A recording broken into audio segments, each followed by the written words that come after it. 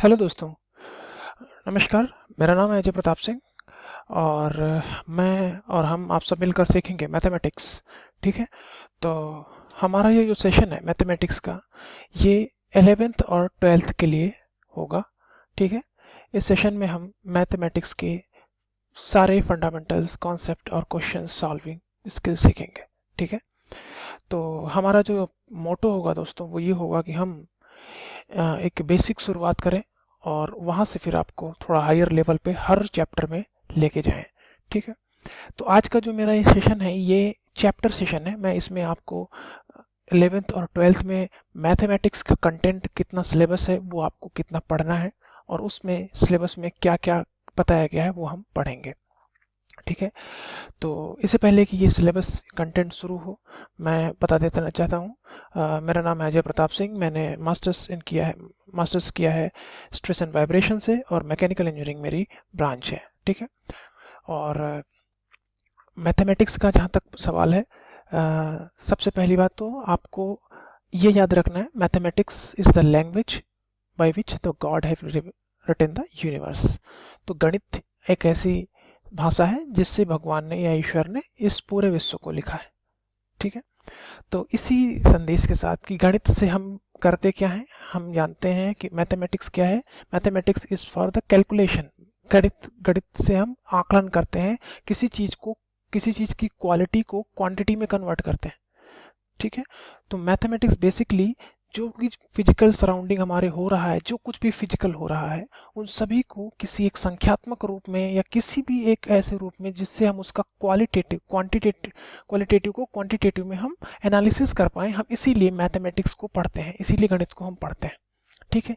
जैसे कि आपसे किसी ने अगर बोल दिया कि मेरे पास बहुत सारा पैसा है, आ, मेरे साथ बहुत सारी प्रॉपर्टी है। मैं एक बेसिक बात बता रहा हूँ, मैथमेटिक्स की ज़रूरत हमें पड़ी क्यों, बेसिकली मैं इसलिए बता रहा हूँ। तो हम क्या करेंगे, हम बहुत सारे को कैसे मेजरमेंट कर सकते हैं, नहीं कर सकते। ठीक है। बहुत सारा का मतलब क्या होगा, कोई एक संख्या नहीं है, कोई एक नहीं है, जिससे हाइपरबोला मतलब अतिशयोक्ति है। हम इसका जिसको मेजर नहीं कर सकते। तो हमने क्या किया, तो मानव जाति ने क्या किया, गणित का आविष्कार किया। उन्होंने संख्याओं का निर्माण किया और उन्होंने यहाँ से एक बेसिक मैथमेटिक्स की शुरुआत की। और फिर उन्होंने यहाँ पर बताया कि किसी भी चीज़ को हम मेज़र कैसे कर सकते हैं, संख्याओं के द्वारा कर सकते हैं। छोटी संख्या है तो एक है, थोड़ा सा ज़्यादा है तो हमने उसे नाम दे दिया दो, थोड़ा सा ज़्यादा है तो हमने उसे तीन दे दिया। तो इस तरह से किसी भी क्वालिटी की चीज़ को क्वांटिटी में मेजरमेंट करने के लिए गणित का आविष्कार किया गया। अगर आपके पास कोई क्वालिटी है, एनीथिंग क्वालिटेटिव आपके पास है, ठीक है, कुछ भी क्वालिटेटिव है आपके पास, स्किल्स है, एनीथिंग क्वालिटी है, लेकिन अगर आप इसको क्वांटिटी में आपको मेजरमेंट करना है, क्वांटिटी, ठीक है, तो हम इसका किसका सहारा लेते हैं, मैथमेटिक्स का लेते हैं, गणित का लेते हैं। ठीक है। इससे बहुत सी चीज़ें हल होती हैं। सपोज आपके पास गेहूं रखा हुआ है, अब क्या है, कितना है नहीं पता, चावल है कितना है नहीं पता। बेसिकली हम 12th और 11th के बच्चों को पढ़ाएंगे, 11th 12th को पढ़ा रहे हैं, तो निश्चित तौर पर आप इन सभी चीज़ों के बारे में पता होगा। लेकिन मैं एक बेसिक अंडरस्टैंडिंग के लिए बता रहा हूँ कि मैथमेटिक्स हर जगह अप्लाई होगी, फिजिक्स में भी होगी, केमिस्ट्री में भी होगी, और इंजीनियर आपको मैथमेटिक्स ही बनाएगी। तो आने वाले इस पूरे सेशन में आपको मैथमेटिक्स के साथ फुल्ली अटैच्ड होके सीखना पड़ेगा। ठीक है। तो क्योंकि बायोलॉजी जो है वो डील करती है कोई भी ऐसी चीज जो मैथमेटिक्स की ना हो। ठीक है। That is materialistic thing. और उसको क्वालिटी में जब हम कन्वर्ट करते हैं तो फिर वो मैथमेटिक्स आ जाता है और फिर वो इंजीनियरिंग की ब्रांच हो जाती है। इसीलिए दोनों अलग अलग ब्रांच हैं, अलग अलग चीज़ें सीखते हैं और अलग अलग तरीके की स्किल उसमें हम सीखते हैं। तो चलिए अब हम अपने आने वाले सेशंस के बारे में बात करते हैं। तो आने वाला जो सेशन है हमारा, उसमें हम 11th और 12th के जितने भी टॉपिक्स हैं मैथमेटिक्स के, उनको हम पढ़ेंगे। और तो दोस्तों, हमारा जो अभी फंडामेंटल जो डिस्क्रिप्शन है वो हम एनसीईआरटी के हिसाब से करेंगे। तो मैथमेटिक्स में जो सबसे पहला हमारा, अगर हम बाइफर्केशन करें, ठीक है, तो जो इसमें दो फर्स्ट 11th और 12th दो अलग अलग पेपर्स होते हैं। तो फर्स्ट पेपर जो हमारा है उसमें 4 इकाइयां हैं, 4 यूनिट्स हैं। जैसे कि पहला है हमारा समुच्चय और फलन, जिसको बोलते हैं सेट थ्योरी और फंक्शन। क्या बोलेंगे? Set theory and function. Set theory and function. ठीक है दोस्तों, मैं उम्मीद करता हूं कि आप लोगों को 10th तक का जितना भी सिलेबस है मैथमेटिक्स का वो आता होगा। ठीक है, एक बेसिक अंडरस्टैंडिंग उसकी होगी। इसी उम्मीद के साथ हम आपके साथ आगे चलेंगे। तो ये हमारा पहला चैप्टर है सेट थ्योरी एंड फंक्शन। इसके बारे में हम पढ़ेंगे कि किस तरह से कुछ विशेष चीज़ों के ग्रुप को बनाया जाता है, कुछ एक अलग अलग तरीकों की बिलोंगिंग को कैसे उनको संबंध को बनाया जाता है, कैसे उनको मेजरमेंट किया जाता है, उनका डायग्राम कैसे खींचा जाता है। तो सेट थ्योरी और फंक्शन बेसिकली ये हमें बताएगा कि किस तरह से कुछ चीज़ें हैं जो किस संबंध से दूसरों पर निर्भर करती हैं और उनके संबंध कितने तरीके के हो सकते हैं। ठीक है, तो ये हमारा पहला चैप्टर होगा। इसमें 3 चैप्टर हैं, जो 2 चैप्टर हैं बेसिकली जो हमें पढ़ने हैं मुख्य रूप से। सबसे पहला है इसमें समुच्चय सिद्धांत, जो कि यही है हमारे पास सेट थ्योरी। ठीक है, सेट थ्योरी जिसका पहले हम सिद्धांत पढ़ेंगे, और फिर दूसरा है रिलेशन एंड फंक्शन। दूसरा क्या है? Relation and function. तो ये हमारा पहला चैप्टर होगा जो हमको सीखना है। ठीक है, relation and function.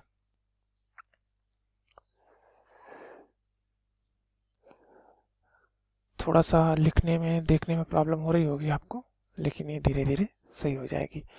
Set theory का मतलब है, सेट का मतलब है समुच्चय, और समुच्चय थ्योरी से समुच्चय सिद्धांत और फलन। इसमें हमारे पास 2 चैप्टर हैं जिन्हें हमें पढ़ना है। पहला है सेट थ्योरी, दूसरा है रिलेशन एंड फलन। दोस्तों ध्यान रहे, सबसे पहले अगर आप गणित पढ़ रहे हैं तो बिल्कुल डरने की जरूरत नहीं है। बिल्कुल मजे से पढ़ेंगे, अच्छे से पढ़ेंगे, समझ के पढ़ेंगे। और मैथमेटिक्स को आप एक गेम की तरह लीजिएगा। It's like a play, not like a subjects. ठीक है, क्योंकि ये आपकी डेली लाइफ में यूज होने वाली चीज़ है। डेफिनेटली कंटेंट आपके पास है, आप क्लास क्वालिफाई करेंगे, बट आने वाले टाइम में जब IIT JEE की तैयारी करेंगे या कर रहे होंगे जो लोग, उन सभी के लिए इसका बेसिक फंडामेंटल यूज बहुत है। तो हम फंडामेंटली ही चलेंगे। ठीक है, अभी तो मैं सिर्फ NCERT की बात कर रहा हूँ। जो दूसरा है आपका वो है, जो हम पढ़ेंगे दूसरा चैप्टर यानी कि दूसरी यूनिट पढ़ेंगे, वो है आपका त्रिकोणमिति। ठीक है, ये है आपका त्रिकोणमिति फलन, ट्राइग्नोमेट्रिक फंक्शन। कौन सा है? Trigonometric function. दोस्तों हम थोड़ा बहुत 12th में रूबरू हो चुके होंगे त्रिकोणमिति से। ठीक है, थोड़ा बहुत रूबरू हो चुके होंगे, लेकिन अब हम विस्तारित रूप पढ़ेंगे, एक थोड़ा सा विस्तारित रूप पढ़ेंगे। ठीक है, वो कैसे परिवर्तित होते हैं, उनके कोण कैसे बदलते हैं। ठीक है, अलग अलग कोणों पर कैसे एक ही वैल्यू आती है, इन सभी चीज़ों के बारे में हम त्रिकोणमिति फलन में पढ़ेंगे। त्रिकोणमिति को त्रिभुज के सापेक्ष हमने निर्माण किया था, लेकिन त्रिकोणमिति हमेशा इस्तेमाल करते हैं हम जब भी हमें कोई किसी चीज़ का किसी दिशा में घटक चाहिए, है ना। ज्योमेट्री में भी इसका यूज होता है।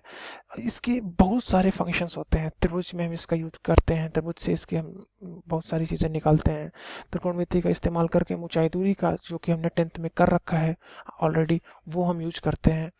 और इसके त्रिकोणमिति के आधार पर हम बहुत सारे ऐसे फॉर्मूले आने वाले भविष्य में निकालेंगे जिनमें ये फंक्शंस रहेंगे। अगर इन फंक्शंस का यानी कि त्रिकोणमिति फंक्शंस का अगर आविष्कार न हुआ होता तो हो सकता है हम लोग बहुत सारी मोशंस को, बहुत सारी पैराबोलिक मोशंस को एनालाइज न कर पाते। तो त्रिकोणमिति ने जो है किसी भी फिजिकल कंपोनेंट यानी किसी भी ऐसी फिजिकल राशि, फिजिकल भौतिक राशि के डायरेक्ट इम्पैक्ट के अलावा भी जो उसके इम्पैक्ट हो सकते हैं, उनके बारे में त्रिकोणमिति ने हमें बताया। ठीक है, त्रिकोणमिति ने हमें परिवर्तन के बारे में बताया, कैसे करते हैं, किस तरह से परिवर्तन होता है।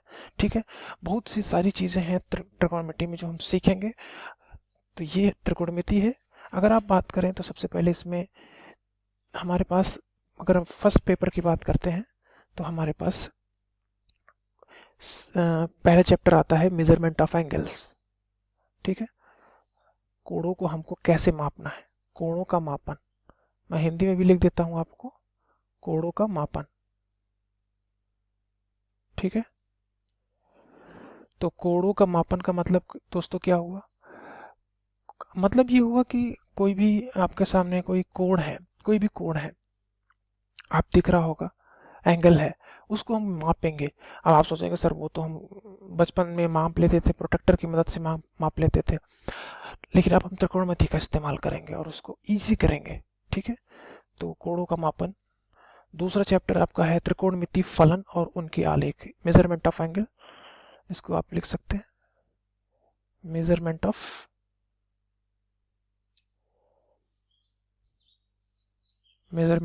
एंगल। ठीक है, अब हम अगर एंगल मापना सीख जाएंगे तो फिर हम क्या करेंगे, उनके फलन कैसे होंगे, उनको कैसे हम, उनके फंक्शन कैसे होंगे और उनका ग्राफ कैसे खींचा जाएगा। अब आप सोच रहे होंगे सर साइन का ग्राफ भी होता है, बिल्कुल होता है। अलग अलग कोणों के लिए साइन का जो मान है वो हमें बताता है कि ये कैसे परिवर्तित होता है। ठीक है, तो वही उसका ग्राफ है, कॉस का भी ग्राफ होगा, ये हम पढ़ेंगे। तो दूसरा हमारा जो चैप्टर है वो क्या होगा, trigonometric function and their graphs. ठीक है, तो मैं ऐसे लिख देता हूँ सीधे, trigonometric function and their graphs, त्रिकोणमिति फलन और उनके आलेख। तो ट्राइगोनोमेट्रिक फंक्शन, बहुत सारे तरीके के फंक्शन पढ़ेंगे। ठीक है, trigonometric function and their graphs and their graphs. ठीक है, ये हो गया। फिर हम अगला चैप्टर पढ़ेंगे। अगर हमने ग्राफ खींचना जान लिया, फंक्शन बनाना जान लिया, तो अब हमारा अगला काम क्या होगा, अब हम पढ़ेंगे रेशियोज, जो अनुपात होते हैं त्रिकोणमिति और त्रिकोणमिति सर्वसमीकाएं। ठीक है, ये भी बहुत इंपॉर्टेंट चैप्टर है मैथमेटिक्स की त्रिकोणमिति की दृष्टि से। तो तीसरा चैप्टर इसी के सापेक्ष में होगा हमारे पास, कौन सा, त्रिकोणमिति रेशियो। आप इसे लिख सकते हैं ऐसे, trigonometric ratios, trigonometric ratios, trigonometric ratios and trigonometric identities, सर्व समीकाएं। देखिए, रेशियो से तो आपको साफ जाहिर हो रहा है कि कोण जो दिए होंगे या जो विभिन्न प्रकार के जो फलन होंगे, ट्राइगोनोमेट्रिक फलन होंगे, फंक्शन होंगे, उनका हमको अनुपात मेजर करना है। हम बताएंगे, ऐसा नहीं है, इजी नहीं है। ट्राइगोनोमेट्रिक रेशियो, उसमें हम सीखेंगे कि कैसे उसको मेजरमेंट करते हैं। और एक होता है ट्राइगोनोमेट्रिक सर्वसमीकाएं, आइडेंटिटीज। आपकी आइडेंटिटी बदलती है, बताइए आप लोगों में से किसको लगता है कि उसकी आइडेंटिटी परिवर्तित हो सकती है? नहीं हो सकती। ट्राइगोनोमेट्रिक आइडेंटिटी का मतलब भी यही होता है। आइडेंटिटी वर्ड ही लगता है जहां इसका मतलब होता है कि ये आपका स्वभाव है। ठीक है, तो ट्राइगोनोमेट्रिक आइडेंटिटीज हम पढ़ेंगे। आइडेंटिटीज जैसे कि sine square plus cos square x का मान क्या होगा, हमेशा हमेशा जो होगा वो 1 होगा। ये समीकरण का आइडेंटिटी है। अब आप इसको दुनिया का कोई भी कोण रख के बदल दीजिए, बदलने वाला नहीं है। आपकी आइडेंटिटी क्या है? आपकी आइडेंटिटी है आपके फादर एंड मदर, उनका जो आपके अंदर गुणसूत्र है वो है, उसके आधार पर आप बिहेव करेंगे। तो आइडेंटिटी ही जो है वो डिसाइड करता है कि आप जो है वो क्या है। Okay, that is your identity, your name, your specific born place, your I mean country. So ये बदल नहीं सकता। आप अगर आप यूएसए में जाते हो तो आप अपना नाम यही रखोगे, अपना जो भी नाम आपका है वही रखोगे, आप अपना बर्थ प्लेस वही होगा आपका। ठीक है, कंट्री से जिससे बेसिकली बिलोंग करते हो वही रखोगे।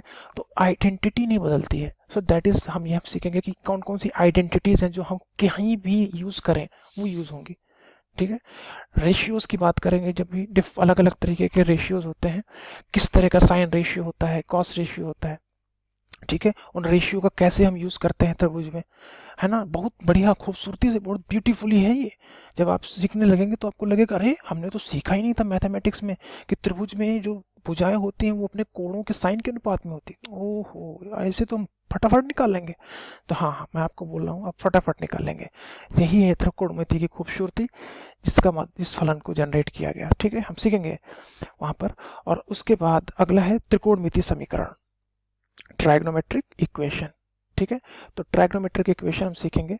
देखिए, आइडेंटिटी अलग हो गई, ये परिवर्तित नहीं होती। ट्राइग्नोमेट्रिक इक्वेशन सीखेंगे, ये परिवर्तित होते रहते हैं। तो इसमें भी बहुत सारा स्कोप है, आपके क्वेश्चन भी आते हैं इसमें।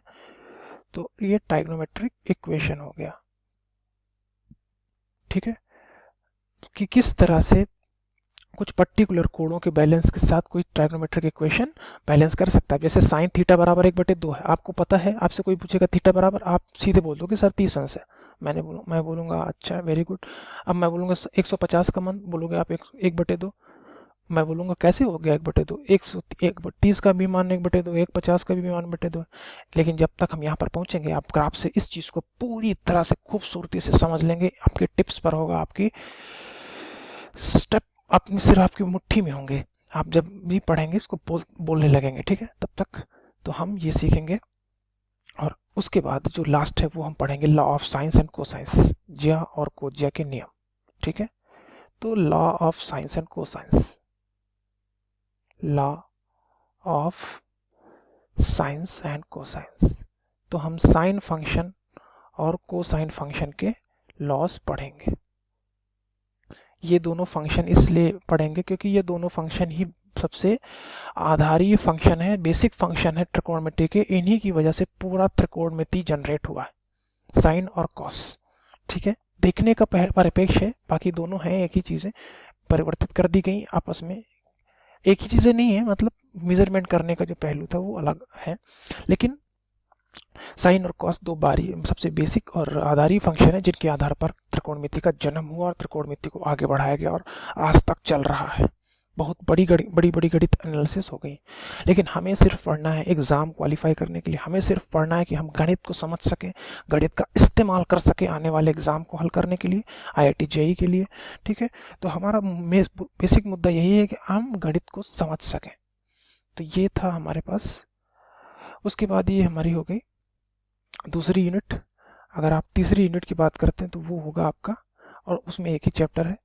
ठीक है, गणितीय विवेचना, इसको हम बोलते हैं मैथमेटिकल रीजनिंग। ठीक है, तो ये हमारे पास तीसरी होगी, मैथमेटिकल रीजनिंग।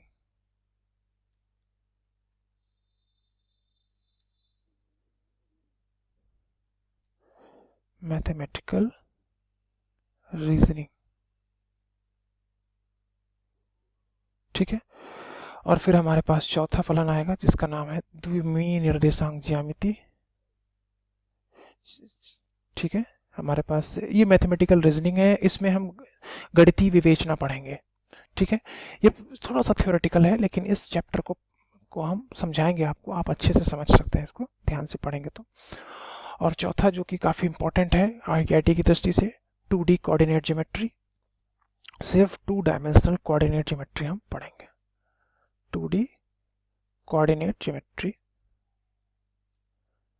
ठीक है, निर्देशांक ज्यामिति। दोस्तों, हमें पता है कि आप 10th में थोड़ा बहुत इंट्रोड्यूस हो चुके होंगे कोऑर्डिनेट ज्योमेट्री से। यहाँ पर हम कोऑर्डिनेट ज्योमेट्री का एप्लीकेशन थोड़ा सा एक्सप्लोर करेंगे, मतलब इसको विस्तृत करेंगे और पढ़ेंगे। ठीक है, कि किस तरह से अलग अलग तरीके के कर्व खींचे जाते हैं, किस तरह से उनका हम समीकरण पे उनको दिखाते हैं। ठीक है, तो ये हमारा जो है ये फर्स्ट पेपर है।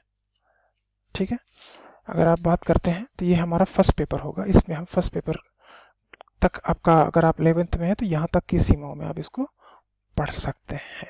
ठीक है, तो यहाँ तक आप इसे पढ़ लेंगे। अब हम जब बात करेंगे सेकंड पेपर की, द्वितीय प्रश्न पत्र की, ठीक है, तो उसमें भी हमारे पास 4 यूनिट्स होंगी और बहुत ही खूबसूरत यूनिट होंगी मैथमेटिक्स की। तो चलिए हम सेकंड पेपर की बात करते हैं। तो ये हो गया हमारा अभी तक का first paper.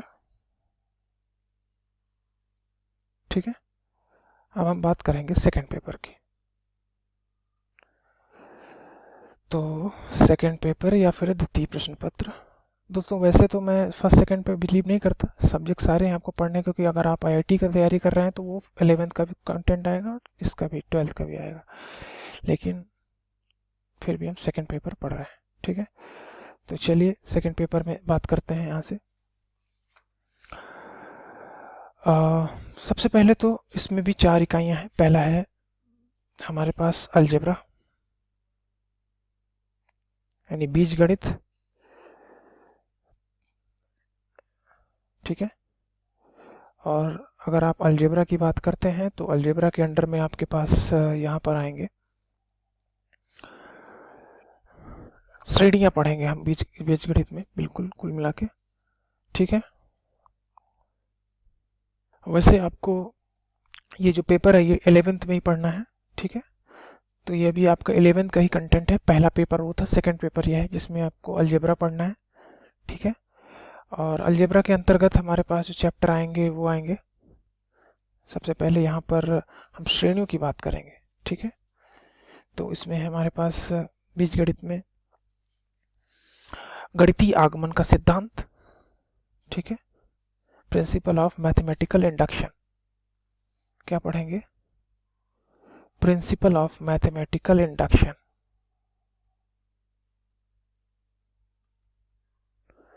Principle of mathematical induction. ठीक है, ये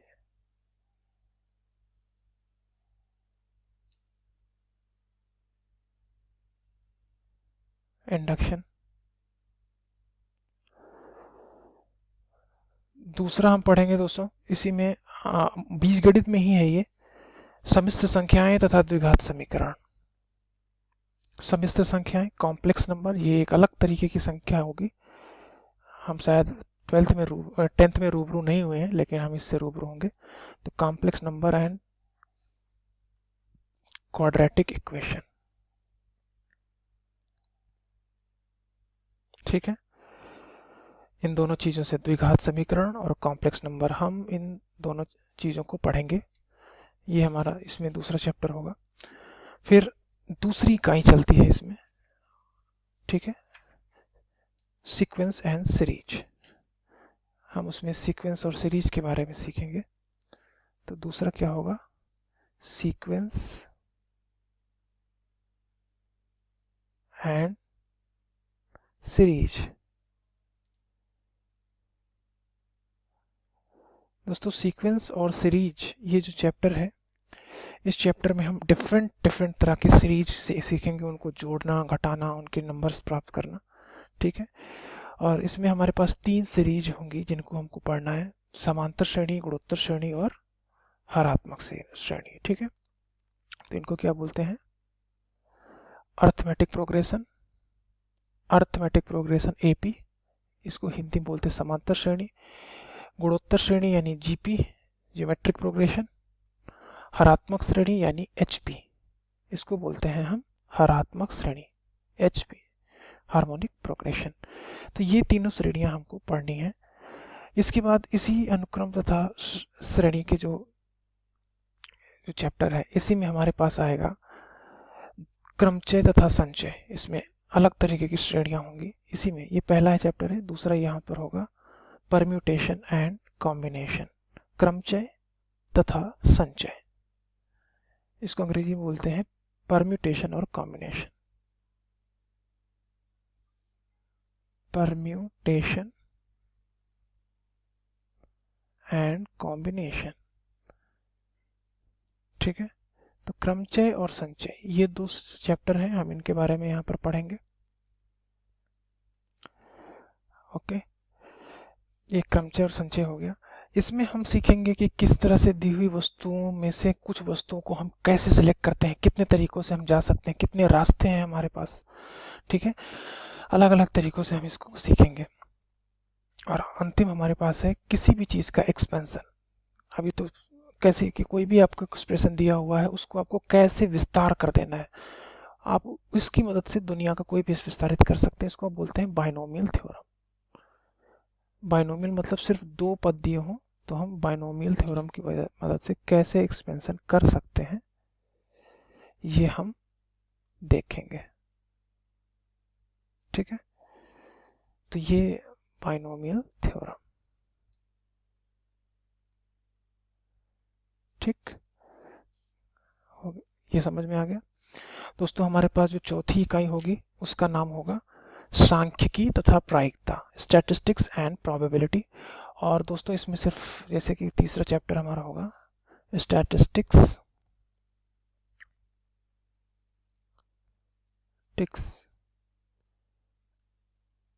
एंड प्रोबेबिलिटी। ठीक है, प्रोबेबिलिटी। दोस्तों ये जो चैप्टर है हमारा, ये स्टैटिस्टिक्स एंड प्रोबेबिलिटी, इसमें हम किसी भी दिए हुए आंकड़ों को अनुमान देकर हम किसी एक नई संभावना के होने के चांसेस के बारे में पता करेंगे। हो सकता है, नहीं हो सकता है, कितने चांसेस हैं। ठीक है, तो स्टैटिस्टिक्स एंड प्रोबेबिलिटी में हम इन चीजों के बारे में डिस्कशन करेंगे। तो इसमें दो चैप्टर्स हैं हमारे पास, एक है स्टैटिस्टिक्स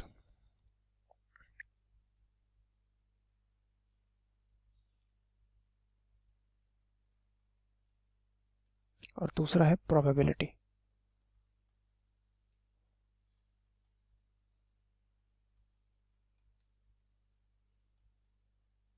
ठीक है, ये होगा। और फिर हमारे पास अंतिम जो चैप्टर है उसका नाम है सीमा व सततता। क्या नाम है उसका? Limit and continuity.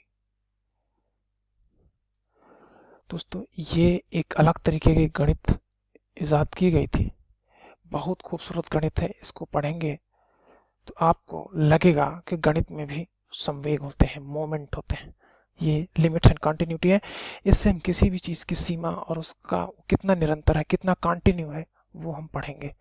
ठीक है, इसमें यही पूरा चैप्टर है। तो ये चारों इकाई हैं जो सेकंड पेपर में आएंगी, उसमें हम पढ़ेंगे। तो ये आपका दोस्तों 11th की बात अगर हम करें तो ये आपका 11th का एक चैप्टर का एक एनालॉजी हमने बेसिक देखा। ठीक है, तो अगर हम एक फिर से देखते हैं तो ये चैप्टर्स हमें पढ़ने हैं। ठीक है, सबसे पहले हम पढ़ेंगे सेट थ्योरी। दिए हुए आंकड़ों को सेट करना, उनके बीच में कैसे रिलेशन होंगे, सेट थ्योरी में आएगा। रिलेशन में उनके समझ जाएंगे। फिर हम ट्रिग्नोमेट्री पढ़ेंगे। ट्रिग्नोमेट्री में हमारा पूरा ध्येय होगा साइन और कॉस, कितने भी एंगल्स उनको कैसे मेजरमेंट करना है, उनके बारे में क्या क्या क्या आइडेंटिटी हो सकती है। ठीक है, वो पढ़ेंगे। उसके बाद फिर हम पढ़ेंगे यहाँ पर मैथमेटिकल रीजनिंग, कैसे गणितीय विवेचना के आधार पर कैसे, अगर हम ये सोच सकते हैं कि तुम हमारे भाई हो, हम तुम्हारे भाई, वो तुम्हारा भाई है तो हम तुम्हारे, राम श्याम का भाई है, श्याम निशा का भाई है तो राम निशा का भाई हुआ। कैसे विवेचना के आधार पर, लॉजिक के आधार पर हम मैथमेटिक्स को सॉल्व करेंगे, that is the mathematical reasoning. और उसके बाद हम 2 डायमेंशनल ज्योमेट्री पढ़ेंगे, कोऑर्डिनेट ज्योमेट्री पढ़ेंगे। ठीक है, तो इसके बाद फिर हमारे पास सेकंड पेपर आएगा। सेकंड पेपर में भी 4 यूनिट्स हैं। अलजेब्रा, इसमें सबसे पहले तो मैथमेटिकल इंडक्शन, गणितीय आगमन का सिद्धांत, कैसे गणितीय आगमन का सिद्धांत आया, कैसे इसका इस्तेमाल करते हैं और कैसे यूज होता है, हम ये पढ़ेंगे। दूसरा हमारे पास होगा कॉम्प्लेक्स और क्वाड्रेटिक इक्वेशन। कॉम्प्लेक्स नंबर और क्वाड्रेटिक इक्वेशन यानी ये दोनों अलग अलग दोस्तों, काफ़ी अलग अलग है। कॉम्प्लेक्स नंबर में हम एक ऐसी संख्या के बारे में जानकारी लेंगे जो बिल्कुल अलग तरीके की होगी। आपने इसके बारे में इंट्रोडक्शन किया होगा, ये बिल्कुल अलग तरीके की संख्या होगी कॉम्प्लेक्स नंबर। ठीक है, क्वाड्रेटिक इक्वेशन ये द्विघात समीकरण है। इसमें द्विघात समीकरण से रिलेटेड सारी बातें हम जानेंगे। वैसे समीकरण और बड़े बड़े होते हैं, लेकिन द्विघात तक हमारे बारे में जानकारी लेना हमको इनफ है। फिर अगर हम सीक्वेंस एंड सीरीज की बात करें तो हमारे पास 3 चैप्टर हैं। ये 3 तरह की अलग अलग तरह की सीरीज हैं जो हमारे चैप्टर में, हमारे सिलेबस में इजाद की गई हैं। सबसे पहला आपके पास है अर्थमेटिक प्रोग्रेशन, समांतर श्रेणी। दूसरा है ज्योमेट्रिक प्रोग्रेशन, गुणोत्तर श्रेणी। और तीसरा है एचपी यानी हार्मोनिक सीरीज यानी कि हरात्मक श्रेणी। तो दोस्तों ये तीनों सीरीज के बारे में हमको जानकारी मिलेगी। ठीक है, ये अलग अलग तरीके की सीरीज होती हैं, इनके बारे में हम जानकारी लेंगे। उसके बाद दोस्तों हमारे पास आएगा परम्यूटेशन एंड कॉम्बिनेशन। तो परम्यूटेशन एंड कॉम्बिनेशन, इसको हम बोलते हैं, परम्यूटेशन से होता है क्रमचय, कॉम्बिनेशन से होता है संचय। तो हम परम्यूटेशन एंड कॉम्बिनेशन में जो चीज़ें होती हैं उनको किस तरह से हम अरेंज करते हैं, उनमें किस तरह से वैल्यू लेते हैं, इसका बेसिक एथिक्स हम समझेंगे। ठीक है, तो यहाँ से हम सीखेंगे कि कोई भी, मान लीजिए कि आपके पास 10 रास्ते हैं, 10 रास्तों में से आपको कोई भी 2 रास्ते चुनने हैं, तो कोई भी 2 रास्ते आप कितनी तरीके से चुन सकते हैं। ठीक है, तो ऐसे रास्ते में कितने भी तरीके हो सकते हैं, आपके पास कितने विकल्प हो सकते हैं, ऑप्शन हो सकते हैं, वो सारा हम सीखेंगे परम्यूटेशन एंड कॉम्बिनेशन में। तीसरा हमारे पास आएगा द्विपद प्रमेय, इसको बोलते हैं बाइनोमियल थ्योरम, इसको बोलते हैं द्विपद प्रमेय। ठीक है, द्विपद प्रमेय। तो द्विपद प्रमेय का मतलब दोस्तों होगा कि कोई भी 2 अगर हमारे पास दिए हुए अलजेब्रिक फंक्शन है, हो सकता है एक अलजेब्रिक हो, एक कांस्टेंट हो सकता है दोनों अलजेब्रिक हो, कुछ भी हो, आप इसको फुल्ली एक्सप्लोर कर सकते हैं, बढ़ा सकते हैं और देख सकते हैं कि ये इसका कितने पद आएंगे। ठीक है, तो उसके बाद हमारे पास तीसरी यूनिट है स्टैटिस्टिक्स एंड प्रोबेबिलिटी। तो अब हम स्टैटिस्टिक और प्रोबेबिलिटी बात करें तो इसमें दोस्तों स्टैटिस्टिक्स और प्रोबेबिलिटी नाम के ही 2 चैप्टर हैं, दोनों अलग अलग हैं और ये भी एक आंकड़ों पर यानी डेटा पर डिपेंडेंट मैथ है, इसको हम सीखेंगे। और चौथा है लिमिट एंड कंटिन्यूटी, ये दोस्तों ग्राफ पे निर्भर मैथ है, इसमें हम सीखेंगे कि कोई भी ग्राफ में कैसी निर्भरता होती है, कैसे वो परिवर्तित होते हैं। ठीक है, तो लिमिट का मतलब हुआ कि कैसे कोई चीज़ बदलती है, किसी चीज़ की क्षमता कैसे बदलती है, किसी भी फंक्शन की क्षमता कैसे बदलती है। कंटिन्यूटी का मतलब होता है कि वो कितना कंटिन्यू है, कहीं ब्रेक तो नहीं हो रहा, समझे ना। तो ये सारी चीज़ें हम 11th की पर्टिकुलर सिलेबस में सीखेंगे। दोस्तों मैथमेटिक्स एक ऐसी, हम ये बता दे रहे हैं आपको, एक ऐसी बेसिक शुरुआत है, इससे आपको थोड़ा सा बोरिंग लगेगा, लेकिन अगर आप मैथ के क्वेश्चंस जब हल करने लगेंगे फिर आपको ये गेम की तरह लगेगा। ठीक है, तो हम अपनी तरफ से प्रयास करेंगे कि आपको एक अच्छा सा कंटेंट मिले और बढ़िया मिले, हो सकता है कुछ नया मिले, जिससे कि आपको ये मैथमेटिक्स की क्लास बहुत ही इफ़ेक्टिव, प्रभावी और मज़ेदार लगे, क्योंकि मैं नहीं चाहता कि आपको मैथमेटिक्स बोर करे। ठीक है, तो हम यहाँ से शुरू करेंगे, तो कल हम सेट थ्योरी और फंक्शन के बारे में डिस्कशन करेंगे। ठीक है, ये आपका 11th का सिलेबस है, अगला लेक्चर हम बनाएंगे कि 12th में क्या सिलेबस है। ओके।